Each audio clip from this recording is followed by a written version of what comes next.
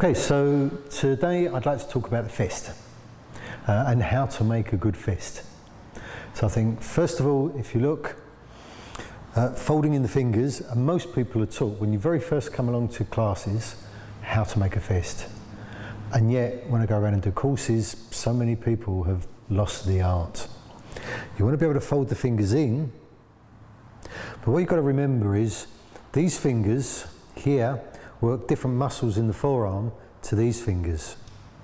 So you need to make sure you pull the last two fingers in to activate the major muscle group in the forearm, and then pull the other two fingers in. Many times when you look in class you see people doing this.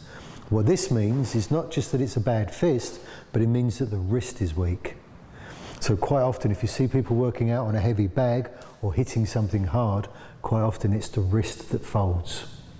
To make the wrist strong, as you don't really have muscles in your wrist, it's the forearm. Anyone who's done weight training or bodybuilding know you get a wrist roller like this and it builds up and develops the forearm. A lot of the weapons training in the martial arts is also to improve the grip and the strength in the wrist for when you're grappling and for when you're hitting.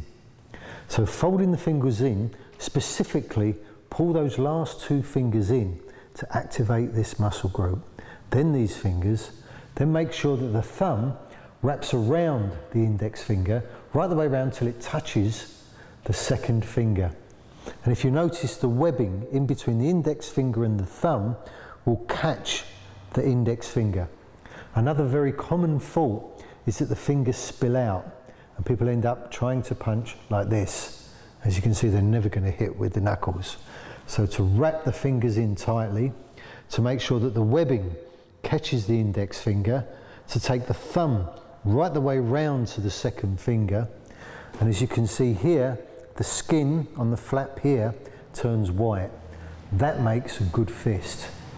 And this is important also because if you study Chin Na, when they capture the hand or the fist, normally this is the point that they'll press to bring a person down. So if you make a fist, if this fist is weak, this is the point that they'll press to activate and bring the other person down.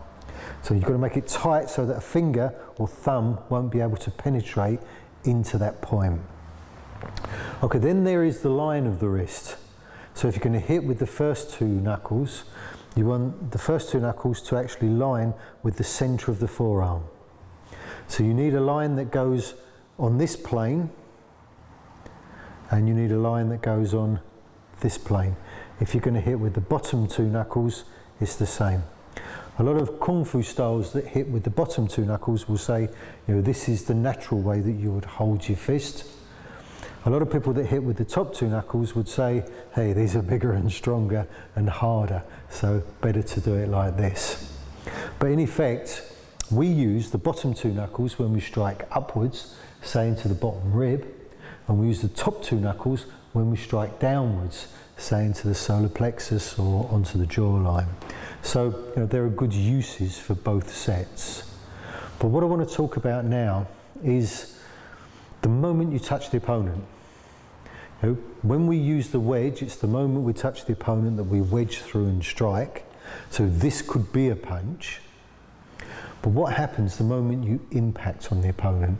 First of all, distance is very important. So when we return back to our wedge point, which is here, this is the best distance in which to impact onto the opponent. And at the point that you touch, you've got two actions of the wrist. And the two actions that you use in the wrist, one is the hammer movement, which is this way, and the other one is the screw movement this way.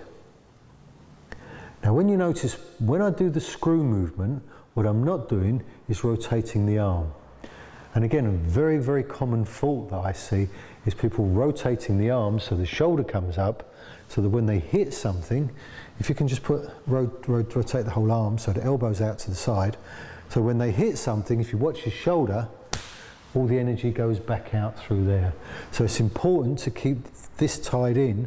To do this, the point of the elbow must point down towards the floor.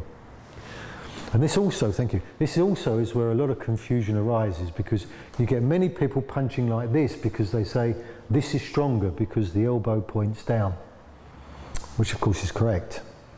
But don't forget, you can also rotate the wrist and keep this pointing down, which also means the two bones in the forearm cross over.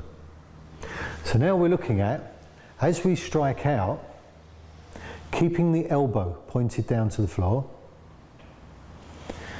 hitting the opponent when your elbow is 1 fist distance from the ribs, which is our wedge point, the same point that we would touch if we were doing any kind of uke, any kind of lock, any kind of throw, same distance. When we punch, we strike in the same point. Now, as we hit, we use this hammer motion, because the hammer motion as it goes in will create this, and the spinning or rotational or screwing motion, which will go in this way. And of course, they're actions that most people use, but they don't use them as they touch the opponent. Often they've turned it over here. So they've completed here and it goes out. But this motion, this hammering motion and this screwing motion, as you can see, the hammer strikes it in, and the screwing motion, if you can imagine, if you put an electric drill on someone and just without turning it on, it wouldn't really do anything. The moment it starts drilling, it straight in. So this screwing motion, particularly if you're hitting a nerve plexus and turning it, it's going to cause a lot of damage.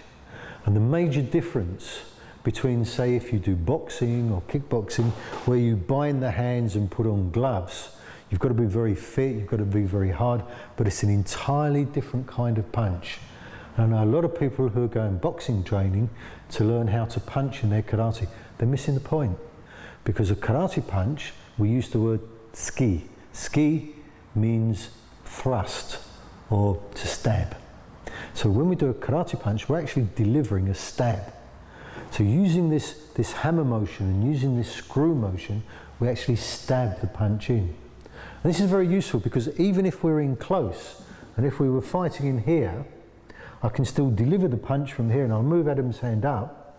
I can still deliver the punch from here because I can actually just put my hand onto him. And as I put my hand onto him, I can stab using the hammer motion, using the screw motion, and if I can link a pulse from my feet through my hips to the wrist, so the pulse in my feet will vibrate the hip, which will use the motion of the wrist. Now we've got a linked movement going all the way through the body, so in a very relaxed and easy motion.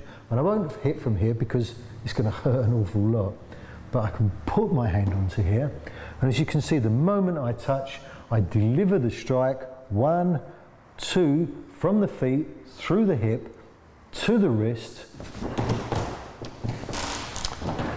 Okay? Mm-hmm. And I pushed.